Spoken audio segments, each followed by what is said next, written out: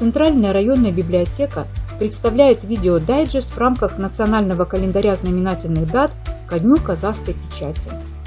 Первой по хронологии казахской газетой была газета «Туркестан Уала Ятынын» газети, издававшаяся в 1870-1882 годах в Ташкенте в виде приложения к официальному печатному органу туркестанского генерал-губернаторства «Туркестанским ведомостям». Спустя 6 лет после ее закрытия, в 1888 году, появилось другое издание под названием «Дала Уала Ятынын газети». Печаталась в типографии Акмолинских областных ведомостей на русском и казахском языках.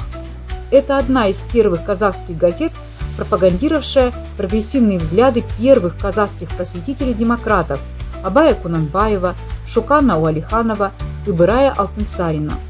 В 1911 году выходят два более заметных издания – газета «Казахстан», которую основал Шахингерей Букеев, и журнал «Айкап», за которым стоял общественный деятель, юрист Жиханша Сейдали.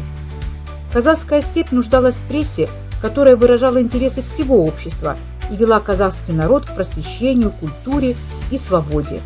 И в 1913 году выходит первый номер общенародной газеты «Казак». Редактором ее становится Ахмед Байтурсынов.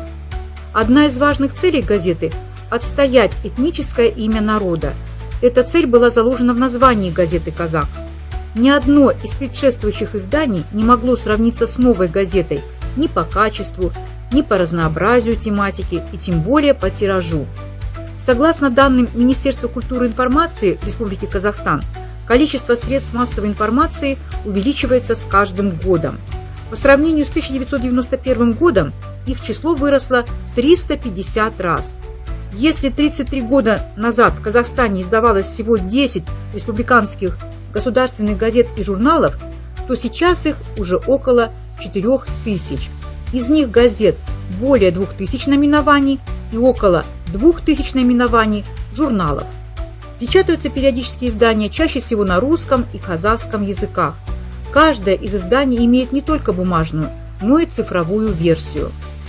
Распространение печатных СМИ в регионах и крупных городах республики осуществляется посредством 400 газетных киосков, супермаркетов и частных торговых точек крупных магазинов в более чем 2000 городских и районных отделений почтовой связи.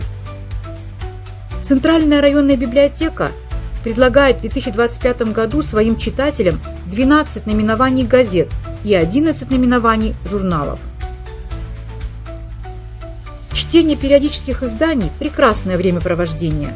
Читая газеты и журналы, вы можете быть в курсе событий, а также можете проводить свободное время с такой информацией, которая может оказаться полезной для расширения ваших общих знаний. Согласно исследованию, чтение журналов снижает психологическое напряжение людей, что напрямую влияет на мозг и здоровье человека. Если вы возьмете в руки любой журнал по вашему выбору и прочитаете опубликованную в нем статью, то ваше внимание переключается, а стресс уходит. Так что читайте на здоровье. Мы вас ждем в нашей центральной районной библиотеке.